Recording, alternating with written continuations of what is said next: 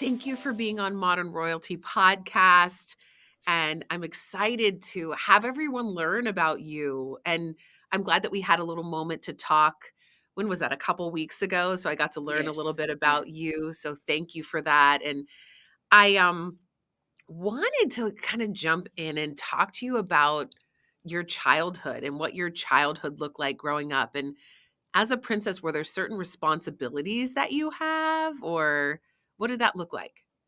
So, growing up, I grew up in a business family. I didn't come from a royal family, and I was born and brought up in Mumbai city. Coming from a business family, I think it was just a lot of food. Firstly, Gujarati family, so like we surrounded and all our conversations around food. We were a joint family growing up. We were 14 of us living in under the same roof, and so it was a lot of fun. Like I had this full family community. It was very close knit.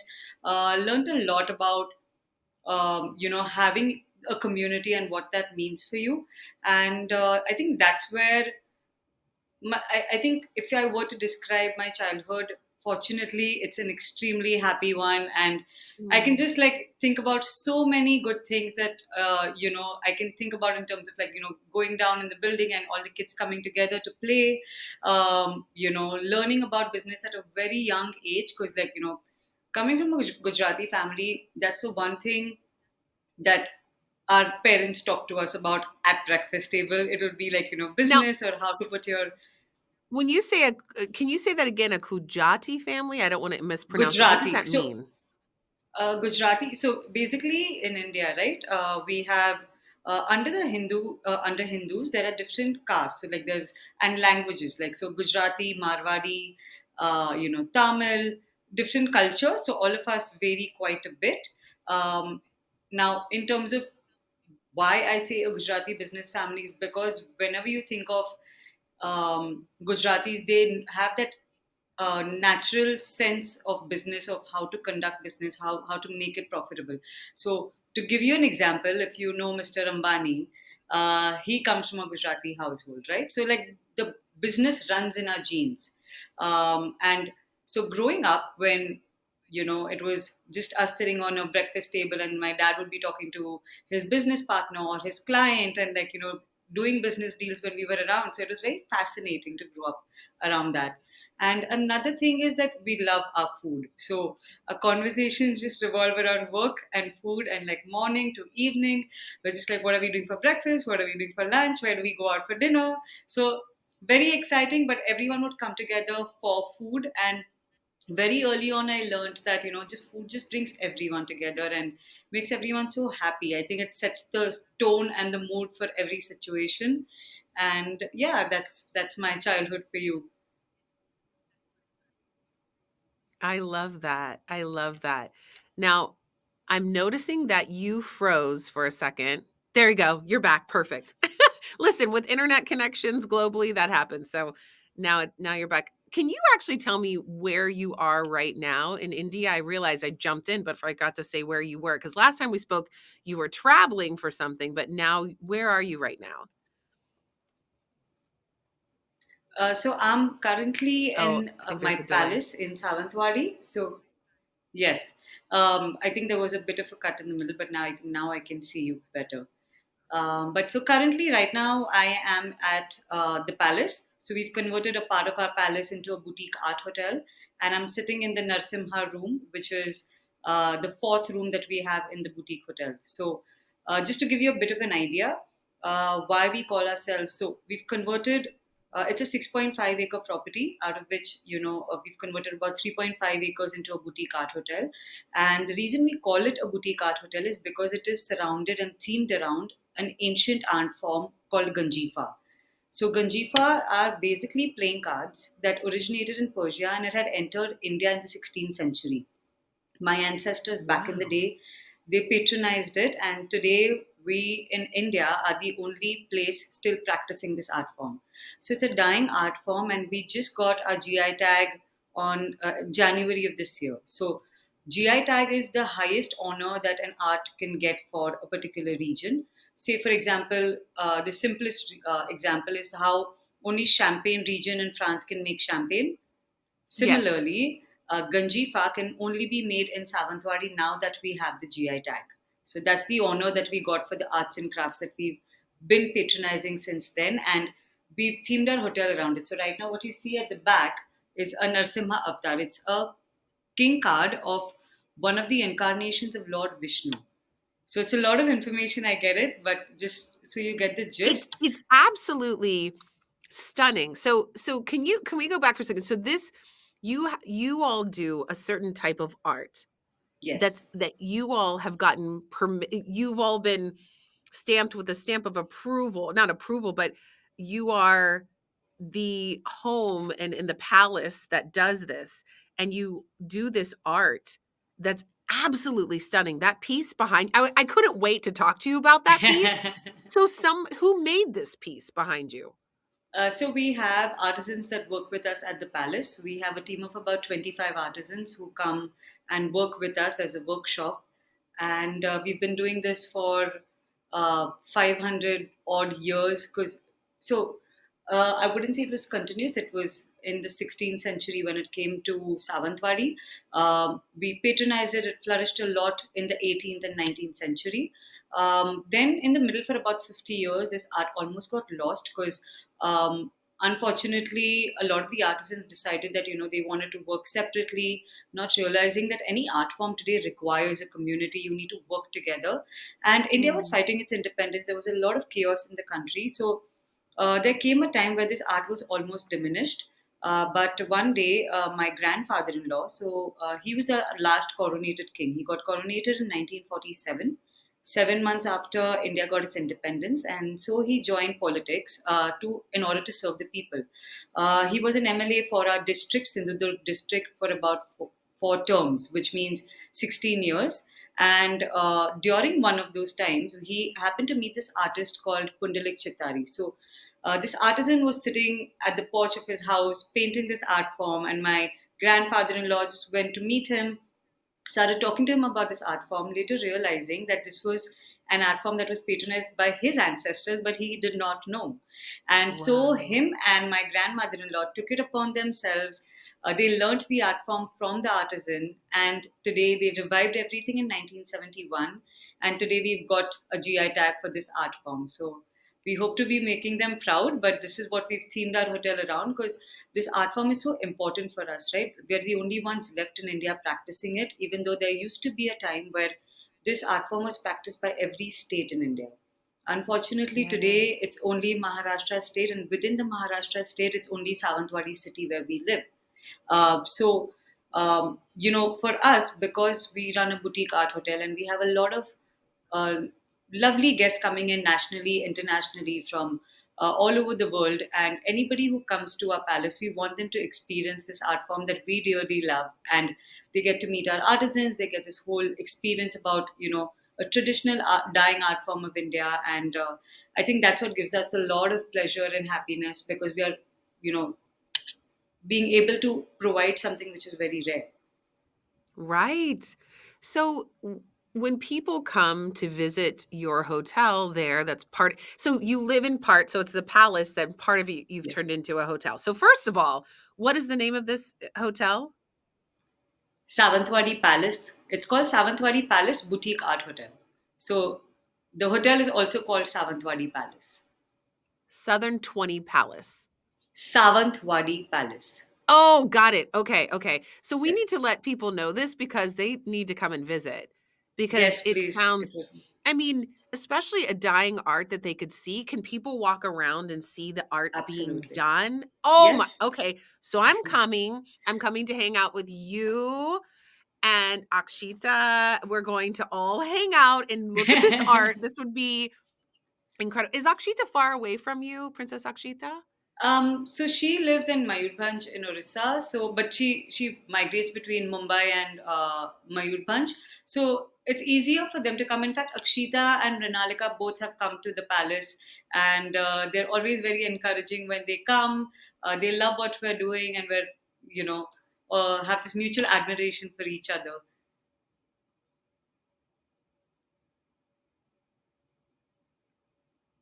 I think we froze for a second. That's okay. It happens.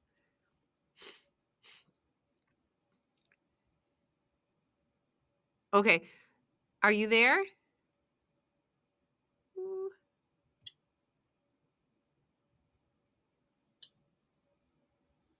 Okay. Can you hear me? Can you hear me okay?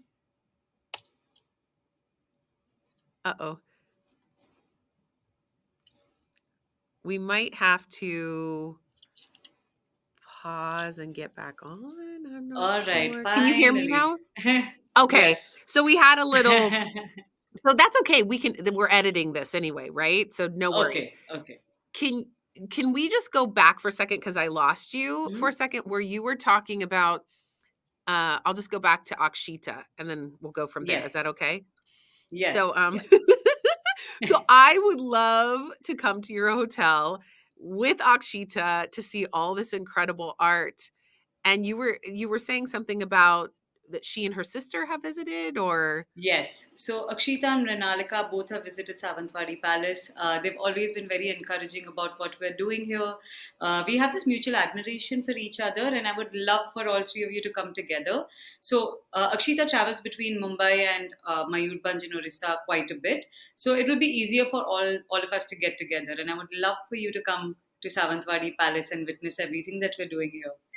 no, it's absolutely magical. It sounds Thank absolutely you. magical.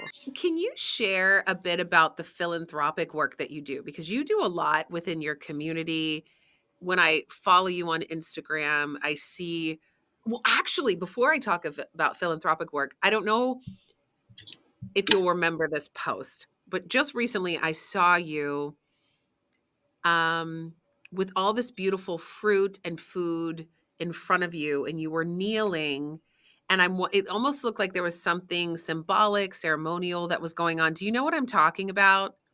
Yeah, are you talking about the most recent one with the women? I think, yes, I think you were there with women, and I feel like there was just like beautiful fruits that were being presented in some ways, Uh, almost like on an altar. I'm not sure. I'm trying to. no. So I think the most recent one was this rally that we did for women empowerment. So Gudi Padwa for us is a Maharashtrian New Year. So it's a very big festival in Savantwadi. And so we did this rally for women empowerment, even especially, because the women from our region, they always have been powerful, right? From the ancestry and the history and legacy of the Savan Bhosles, which I've read, from the queens to all of us, the women have been more enterprising, so to speak. And so this Women's Day, we started a rally from the palace and we walked to three major spots of the city. And there was this group of 25 women who were doing the dhol. There were children who participated. There were so many men who came out to support us, taking videos of what we were doing. There were some dance performances, like local dance performances, and we just walked the entire city to make our mark, right? Because I feel that today is a beautiful time for us women to be alive. We are getting recognized. Our work is coming out there, and um, it makes me very happy to be able to give them that support and direction whenever I can.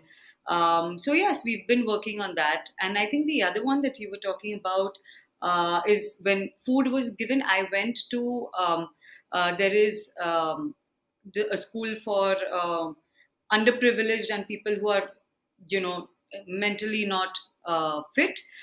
So it was an institution for them, and it's called a special children's school in Savantwadi. And it was a group of about 40 kids and teachers, everyone there. And for me, food is what makes me extremely happy. And if I can feed people my food, that makes me the happiest. For me as a chef, the reason I became a chef was because I like to serve people my food. I like to see the expressions they have when they eat my food.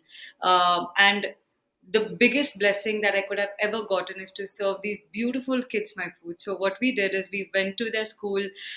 We did something as simple as Maggie and ice cream, but that's what kids love, right? Like they don't want to eat gourmet food. That's not what they care about. And They want ice cream. I would yeah. that would be my I would be in line for ice cream. That's my favorite food actually.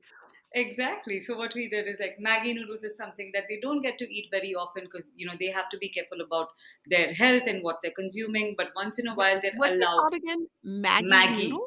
Yes. So Maggi. how you have ramen, top ramen, noodles, packeted Yes, noodles. There, yes. here you have Maggie, and so these are packet noodles that we made, and we did ice cream with like 15 different toppings. We presented it all to the kids, and they were so excited. And then, then they Oh, got in their element. We started playing. People were very fascinated with my Apple Watch, and like because they've never seen things like that. And then everyone just started coming and hugging me one after the other, and I can't tell you how happy it made me. Um, for me, that's the blessing. That's the kind of work I want to do, to be able to bring a little bit of happiness in anybody's lives. And I think that's what I aim to do more and more. Yeah. that's so beautiful. And now when you talk about being a chef, um, I would let one of the reasons I love the Modern Royalty podcast is I love learning about cultures. And I love learning, and I want people to learn about, so we can all connect and learn about each other's cultures and create more friendships and understandings of each other. So I wanted to ask you, what are some of the different traditional celebrations that Mhm. you have? And what are the foods that are celebrated in those traditions? And when you say the name of it, can you tell us what's in the food? Yes. Yeah, Um, thank you. so starting with, I think one very important aspect of India is that every festival is celebrated, and every festival is celebrated with food, right? Yes. So so every festival we have something else. So one important festival, for example, I'll talk about the most recent one, which is called Gudi Padwa, which is our new year. What we do is we make puri is they're fried roti, so to speak. Which And is then we fried, do is fried roti fried bread? fried bread, yes. Fried bread, and it's Yes, your so they're New like Year's this small. celebration. Yes, so we do fried puris, and then we do something called Shrikhand. So Shrikhand is yogurt which is hung overnight. Then we put it with heavy cream. There's a lot of sugar, and there's one Mm. seasonal fruit of the time, or saffron. So most occasions would use kesar, which is saffron, which is you know a very expensive ingredients. But what we do here also, we make it very seasonal. So right now it's mango season in India, so we did a mango Shrikhand, and everyone just really enjoys it because it's like you're eating hot puris, you're dunking it into cold Shrikhand, and it just tastes wonderful. Like it's a flavor bomb in your mouth, and No, what uh, is the shrikand? Is that the cream? it's a dessert. It's a sweet dish. A sweet dish. Okay, Yes, so you yes, dip the fried bread into yes. this. The hot fried bread into a cold sweet dish. Ah, this sounds amazing. It's This sounds beautiful. incredible. It tastes so good. And right now it's mango season. It's hot in India. So when you just have that cold and hot combination to eat at the end of your meal, it just hits the spot. It's beautiful. Another thing that we do is during Diwali, we do a mixed vegetable in Savantwadi, which is bringing Can all the you seasonal explain a veg. little bit, sorry, Hmm? can you explain a Yeah. little bit about what Diwali is? I know some about it, but Yes. some of our listeners might not know about what is Diwali celebrating? Like, when I have friends who celebrate here, and I've every year when Diwali is happening, I'm out of town, so I can't go to the celebration. And, I feel like there's paint and all these colors, and it's beautiful. So what does that represent? Can you tell me about Diwali? So Diwali is the festival of lights. The Yes. significance of Diwali is when good wins over evil, and so all our celebrations revolve around that. Even for us in India during Diwali, like we will ask for forgiveness for everything wrong. That if we've wronged a friend or a family member, if we've upset them, we'll always ask for forgiveness, and that's forgotten. You forget about it and you move on. So it's the festival of lights, and so for us, it's about uh, obviously about food, but it's a lot of colors. We buy new clothes during Diwali. We all dress up in like shinier clothes.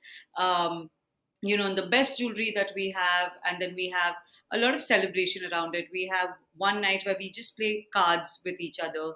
Everyone come, all the friends come together at one home, and we're betting over cards, and there is drinks flowing.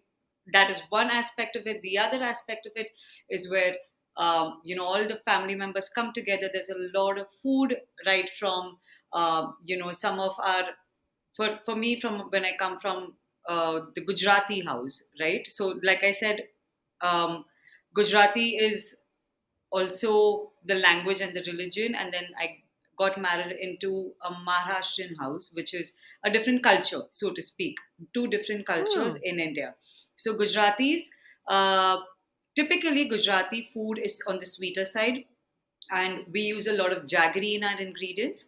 And typically Maharashtrian food has a lot of coconut in their food, and their food is not sweet. They use a lot of kokum as a souring agent. Gujaratis use tamarind as a souring agent. So the difference comes into, like, certain of the base ingredients that you use when you're cooking. That's what Yes. makes the difference. But there's a lot of, like, dry snacks, like we have something called chora fadi, which is, um, how to explain it, it's like a fried crispy puff, sprinkled with salt and chili powder. It's like a great snack. And then we have Mm. something called chakri. Chakri is where it's made out of, we make a thick batter, we put it into a dispenser, and then we turn them into, if you know what jalebi is. What is it? Have you heard of jalebi? I All don't right. know, So Jalebi. chakri is basically where, you take that dough, you put it into a dispenser, so to speak, and then you dispense it and making circular rounds around it. So Almost like little it, donuts. yes, but all Yes. very thin line. So, for example, if you're taking a pen and you're just going round like that, Oh, oh, you know. I've had that. Yes. And then there's almost like this, is it like uh, like saffron kind of honey over top and So it's sticky. what you're talking about is jalebi. That's a sweet Okay. dish. What I'm talking about is chakri, which is a savory dish. So we do a lot of Ah. that. We do a lot of jalebi. There's a lot of sweets in Diwali, and yes, just lots and lots of food. Um, we do You something called, you yes. know what I think is so interesting that you're sharing about Diwali? One of the things I love to look at is like connections with cultures. And I'm thinking about um the Jewish culture and that I don't remember the name of the celebration. It might be Yom Kippur, but they actually have a time where they're asking for the same kind of thing you're talking about, asking for forgiveness if there's anything they've done that's wronged anyone. I just think that that is so beautiful that it's built into a culture, um, a religion or spiritual background to actually take time to say, "Hey, I'm sorry," or if there's anything I've done to wrong you. And it's almost like I feel like creating the space for new possibilities and new things to come in because you don't have the any upsets in the way. You clear it out to start anew. And it's the new year, you said, right? That Yes, makes yes, sense. Like what you would do to start off the new year. yeah. Whereas I feel like in America, when we start off the new year, we just say what we want to take on. We don't think about anything that we need to clear out of the space or any apologies that we need to do. So I think that that would be great for us to take on too. It's really beautiful, really beautiful. Thank you. So yeah, yeah. Yes. Please, please continue. What are some other celebrations that you have? So we have Holi. Holi is a festival of colors. So you play with the, or powders, which, like, you put on each other's faces. So Holi also symbolizes, um, you know, so to speak, good over evil again. But like, you are praying for the other person's life to be filled with colors, and that's the Th- symbolism behind This it. So Holi is a festival. I got that Yes. mixed up. I got that one mixed up with Diwali. That's the festival of Ah. colors that I'm always out of town for.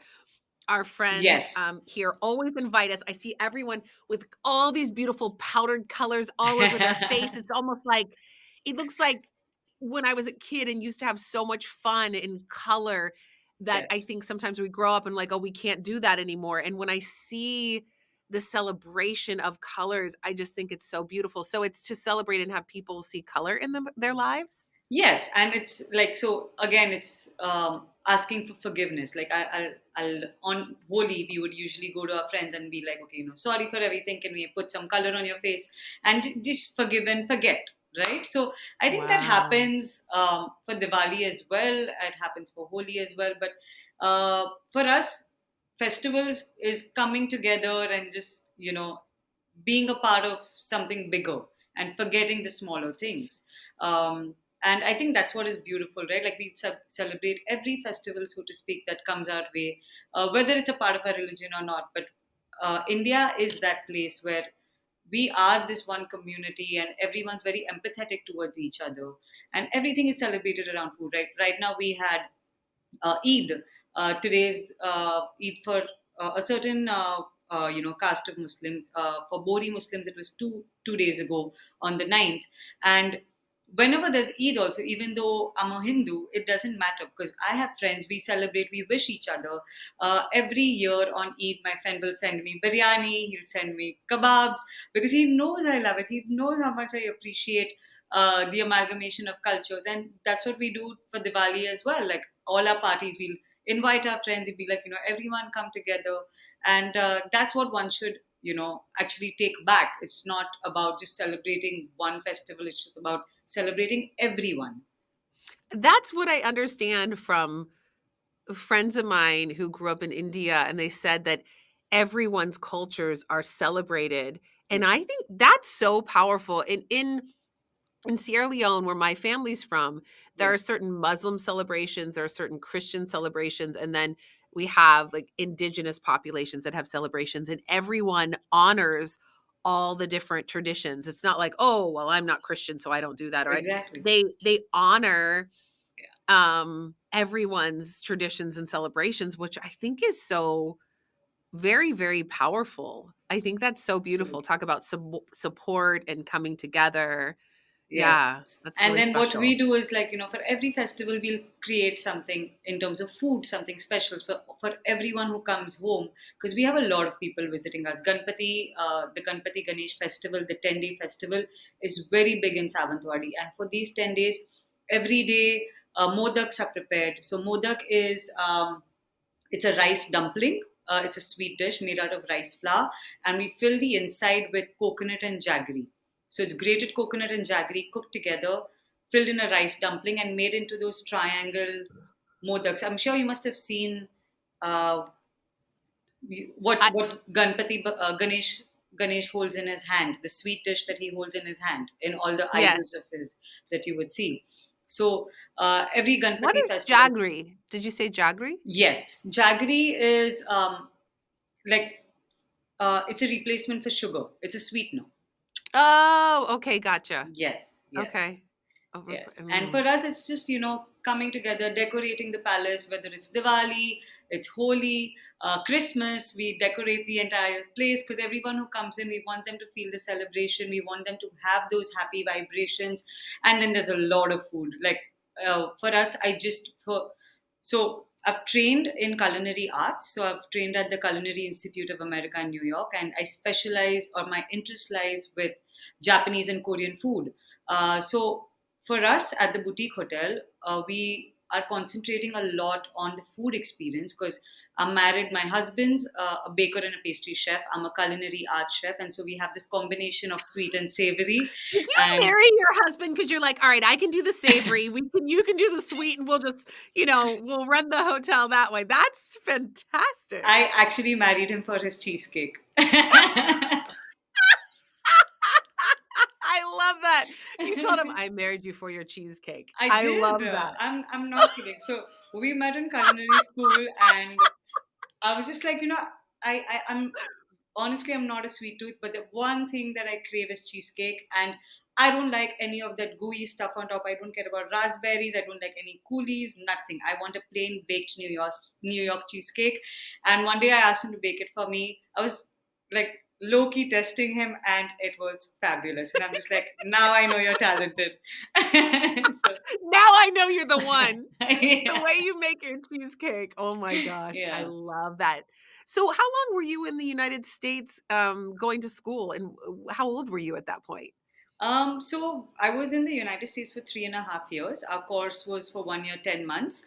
I was 24 or no, Okay. 22 when I went there. Studied there for Yes. 2 years, and yeah, then I worked there for 3.5 years, and then I came back to India, worked a little more, and that's when Lakam and I started dating. When we came back to India, we never dated in culinary school. We were just very good friends, but something sparked when we came back, and then we decided to get married. I love that. Now I have a question. With you all, was your family saying, "Okay, great, you all are a perfect couple"? Because I there are all different stories that I've heard around arranged Mhm. marriages in India, or did you have anything that was somewhat arranged for you, or did you just say, "Hey," to your parents, "I really love this man. This is who I want to marry." Did they have to make a decision or approve? How did that work? No, so it was a love marriage. Lakham actually went to my parents and asked for my hand, and they said yes. And my parents have a love marriage as well, so they are not against it at all.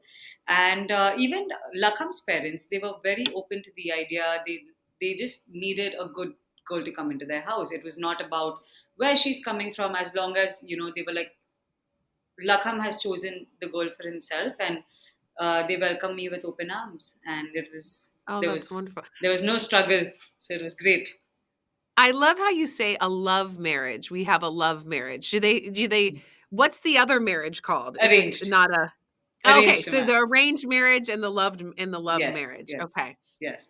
Because for I got in you. India, like you have two options, and a lot of the people or cultures will only go for arranged marriage till date. Like in the smaller cities and towns, they will be like, no, I cannot choose my own person because my family will want somebody from the same caste. They will not let me marry a lower caste or a higher caste. There are a lot of, sometimes it's about the business angle of it, where like um, you know relationships are put together, arranged marriages are put together because the businesses need to come together. So there's a lot that goes behind. A lot of them opt for arranged marriages because they never found somebody for themselves, and so now they're open to looking at meeting other people, but that does not mean that you're forced. Now the concept of arranged marriage has changed in India. It's not something where you have to meet the person, and whether you like it or not, if the parents have decided you have to get married, no, it's not like that anymore. Now arranged marriage is basically dating via your parents, right? It's like Bumble created by your parents, because they'll give you certain profiles, and then you'll be like, okay, I find this man interesting, I find that man interesting, I'm open to meeting him. You meet him for a month or two, if you start connecting, and then if you realize that after 6 months that you really do like each other, then you get engaged, and a year later you'll get married. So it's literally dating via your parents. Parents approve it first, and then you So see if that matches. in so I'm sitting here thinking, at least I can speak in America, we have all these apps that have Correct. you get a profile of a person to see if you're interested in them. But what I love is the parents bring you the profile of the person. They've already scouted them out.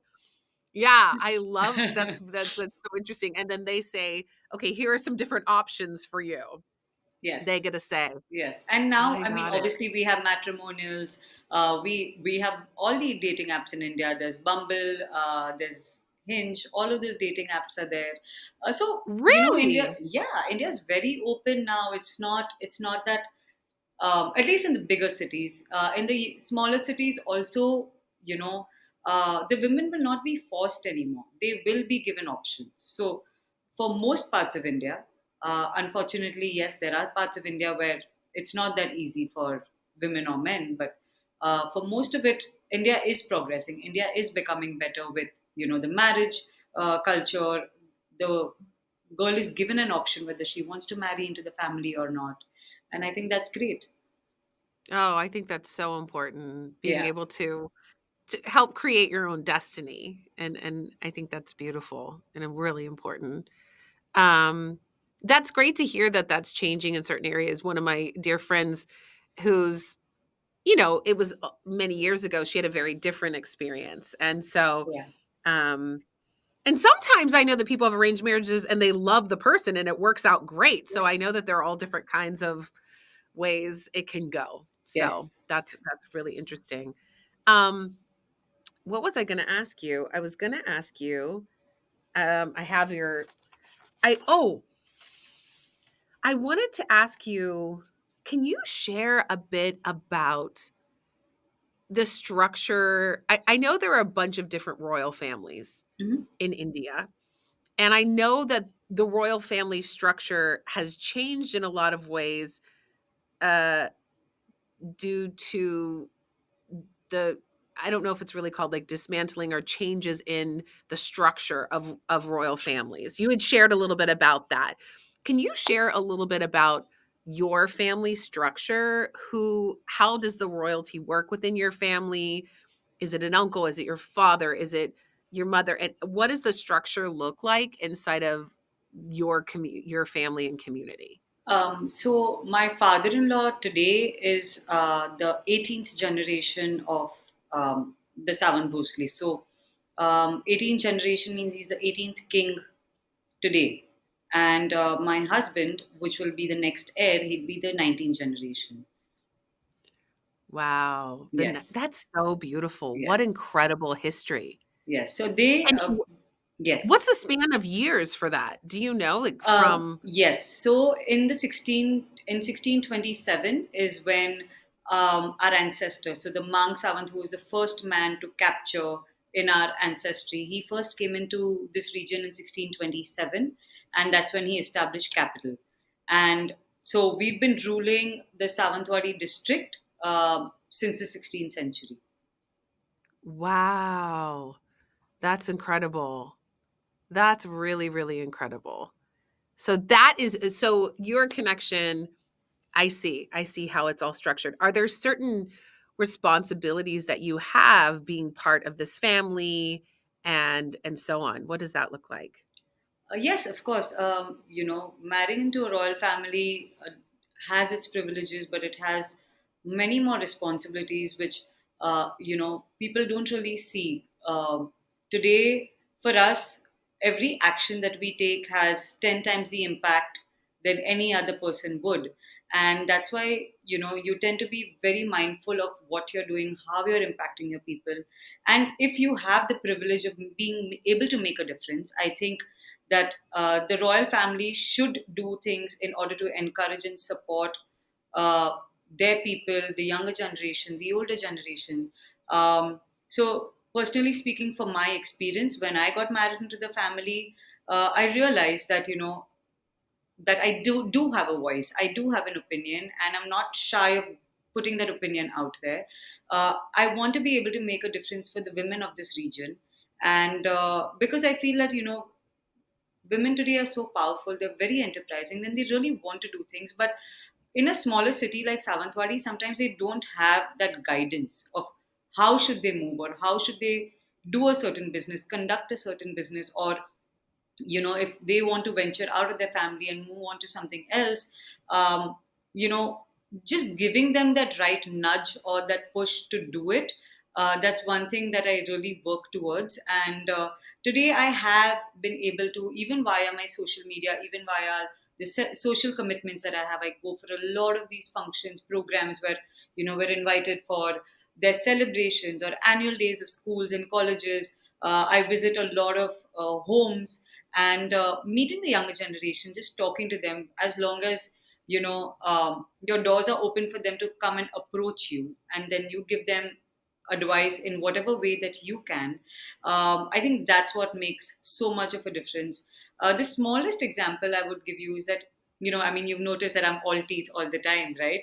And So you're smiling all the time. You're all I'm teeth all the time. smiling all the Yeah. time, and that's me as a person. Like, I don't understand why sometimes royalty has to be that, right? Like, you don't always have to be prim and proper. You can be human. You can be yourself, and just smiling all teeth, welcoming people. automatically more approachable. You're automatically, connecting with people. And today the younger generation is able to come and approach me because they know that it's not I'm not as intimidating, and that smile just makes that Right. difference. So I think Well, that's what you're young really as helped me. well. Yes. Yeah, you're young and they probably see themselves in you. And you actually have a smile on your face and you're welcome. You're so I mean, I felt that way when we did our little pre-call, pre-Zoom call before this, and I just said, "Oh, she's gonna be so wonderful to interview because you're just so open," and it's crazy. It doesn't even I know we're not in person, we're on a screen together, but I could feel your energy. I could feel how kind and open you are, Thank and you. that's who people wanna connect with. That says a lot about who you are, and it's wonderful that you get to be an example for so many young people and adults alike. And I also hear you because it's also there's a big impact. It comes with a responsibility.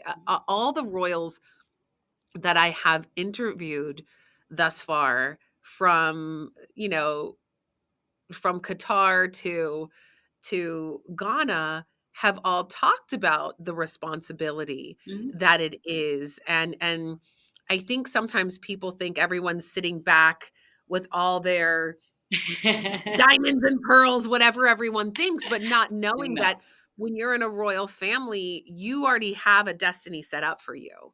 And it has been started from generations before about being of service, about how you move through the world Mhm. affects many people. Everyone's Absolutely. watching every move that you Absolutely. make. So Yeah. it's not as easy or as I mean, some people it's a lot of fun, but there's also a lot of A lot of responsibility. responsibility, a lot of work. It's you're on the job 24/7. I don't have the privilege of walking around in pajamas and a t-shirt, because I always have to be presentable, right? Like Yes. something as simple as that. Like if people come to me, the younger generation, they're kids, they're like, "Oh, you're a princess," and they're expecting a crown or a tiara because obviously they've Right? seen that. And I'm like, we don't dress like that every day, but like every day you have to be presentable. You have to look a certain way. You can't be sloppy and like just being in your sweats at home. Like 24/7, there are no days off. People will come and meet you, and then it is your responsibility to go and meet them if they've taken that effort, if they think that you would be able to give them advice. If you are in that role, then you have to put in that effort also to reciprocate. And yes, we are working all the time. We are not sitting and just waiting for all the jewels to come to us. We're all running a business. I mean, today we're doing that, because back in the day royal families never really came out of business, right? Like we never had that. It was just serving the people. But today there is no monarchy. We need to earn money to be able to spend it on people, or spend it on ourselves, or build something. Maintaining a palace is not easy. How do you earn an income? That's when a lot of the royal families decided to maybe convert a part of their homes into a hotel, because you need some source of income. We've started farming. We're all educated in different fields. Everyone's working towards it. So apart from your royal responsibilities, you do have to work on a day-to-day basis to be able to earn an income. It's not as easy as it looks. And today we're I And mean, there are still responsibilities that you have as a royal family, yes, and you still also have to take care of yourselves. yes. Can you explain a little bit about when the monarchy changed Mhm. and what caused that? Like what time of time period was that? Because I know people used to get money like in England Mhm. for the monarchies. And then at Correct. some point that changed and I'm wondering when and why.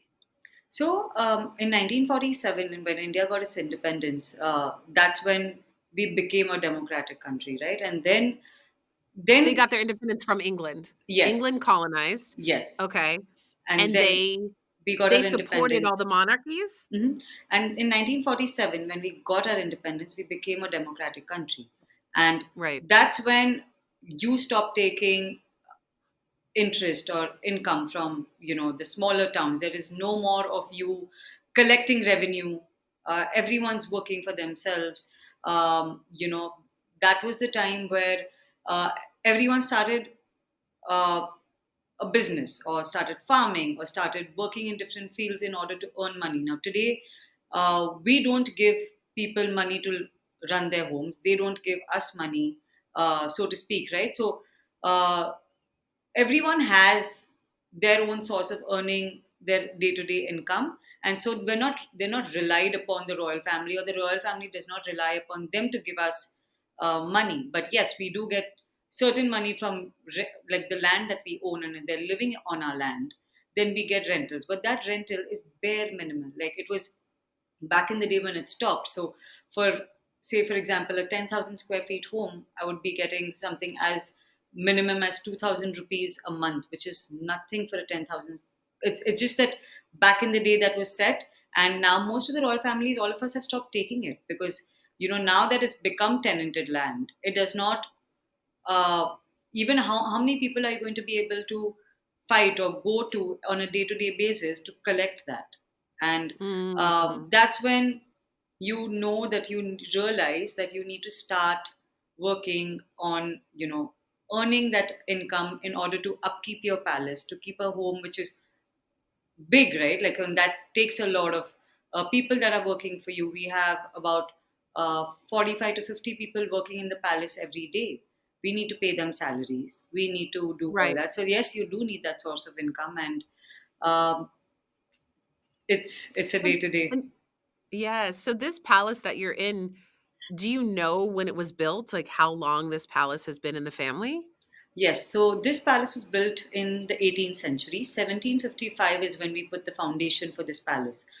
So, when I told you that we first came into this region and capitalized this region in 1627, the first palace that we had built was built on a hill called Narendra Hills.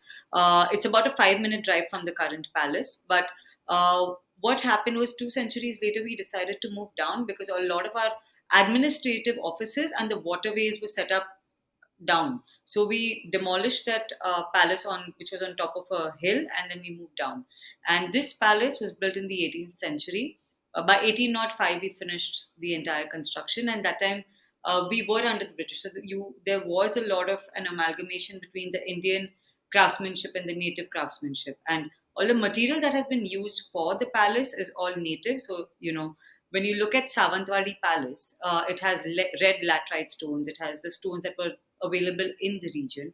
And our palace looks very different from most other palaces in India because Marathas. So we are Maratha warriors, and for us, what mattered was our pride. We were always in the state of awe. We never really cared about making our home fancy, decorating it with jewels or gold. For us, we were that, we've come from that generation where this is our home, it gives us what it does, but we don't chase materialistic things. If at the state of war, we are ready to attack in order to save our place. So we are ready to leave our home, attack, and go to the next place. And that's what Mm, makes a Maratha palace very different in its look and feel. Maratha. I I the through line with everyone that I've interviewed, everyone's family, they're the warriors. The people Mhm. who are the royalty are the warriors who protect the people.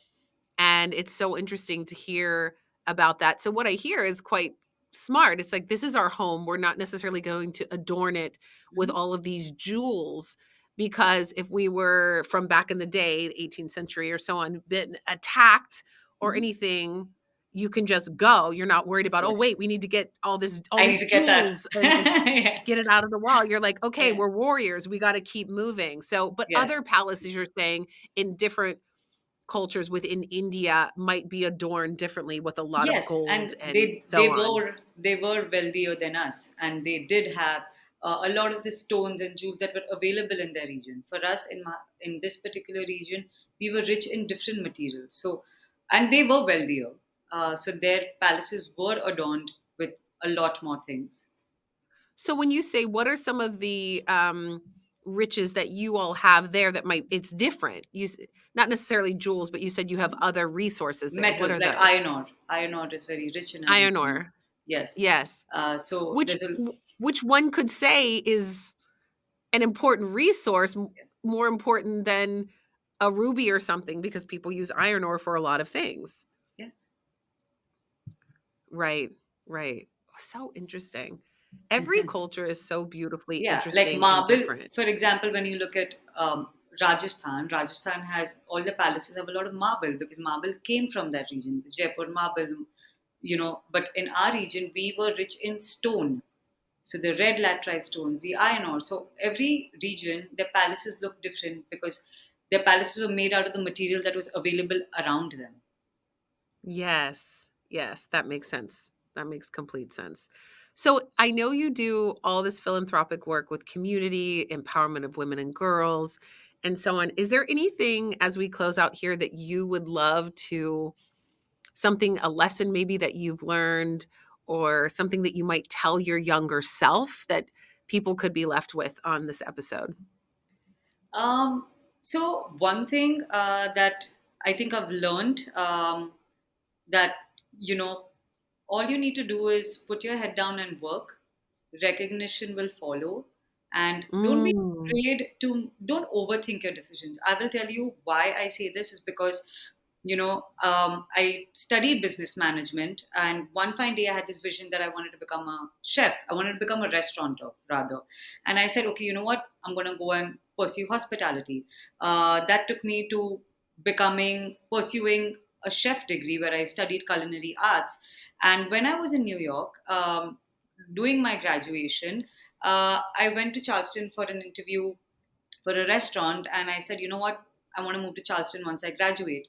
I didn't think about it, not even for a second. I made that decision, got to Charleston. I had not known anyone. It was a very different city for me, but the kind of experiences that I got, I learned how to stay alone for the first time in my life. Because coming from a joint family, moving to a school which is you have all your friends around, but Charleston was the first time I had no friends, no family, and it really taught me how to be by myself and not be scared of living alone, to be okay to be by yourself at home.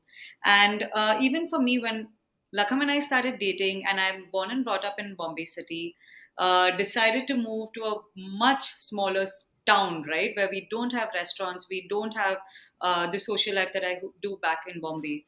But that decision, I never overthought it. I said, okay, I love the man, I want to marry him, I will go there. And today it's brought me so much happiness. I have been able to achieve so much professionally, built a better version of myself. And that's the one thing that I will tell everyone, that just don't overthink your decisions. Things will happen, things will follow. Keep your heart in the right place. Keep working, keep pursuing, keep your head down, and I think everything else follows. Do what makes you happy. I mean, I love cooking. I'm working 14 hours a day, but the reason I enjoy it so much is because, I'm serving people my food. I'm being able to talk to them, communicate with them when they eat my food and they're happy. That's what makes me happy, and that's what I'm working for. So just do what makes you happy, and that's all about it. Don't overthink it. I love that. Do what makes you happy. And I love what you also said about just keep working hard. The recognition comes. It's not about doing things for recognition. It's like if you, Yes. it will come. Just do what you're here to do. I love Yes. that. Wonderful. Thank you so much for being on the Most Modern Royalty welcome. podcast. And I know it's what time is it there right now? I think it's At about 9:30. Yes. 9:30 at night. I think it's Yes. like 9 something in the morning here, which Yes, is you've had an early it morning. or I don't even know. No, no, no, it's fine, but I think it's so amazing the time differences and how we can still connect and so on. So thank you Absolutely. Yes. And for just staying up one so late. thing. No, not at all. Yes. I just want to close with one thing for all the viewers that are listening to this podcast. Thank you for listening to us. I hope you all did enjoy it. And we are a boutique hotel in Savantwadi, which is in Maharashtra. We are putting in a lot of efforts to put Savantwadi on an international map, and here at the palace we're doing things around culture and food, which is so important to my husband and me. And we would love to invite everyone who's hearing to come and experience what we're doing here. So please Okay. help us reach as many people as we can. I would love that. So what I'd love to ask you for is if you can, send us a description of that. So like a little bit of information, like the name and where it is, so we can Yes. actually, when we do the description of this episode, we can put it in there so everyone watching can read it and come visit you, because it needs to be seen, and the beautiful art and history, and everyone wants to try your cooking now because you've talked about it. It sounds amazing. So that sounds wonderful. We'd love to support you in that, and thank you. Thank you. Thank you Thank so you. It much. was wonderful talking to Yeah. you. Thank you for having me. You too. Of course, of course. Take care.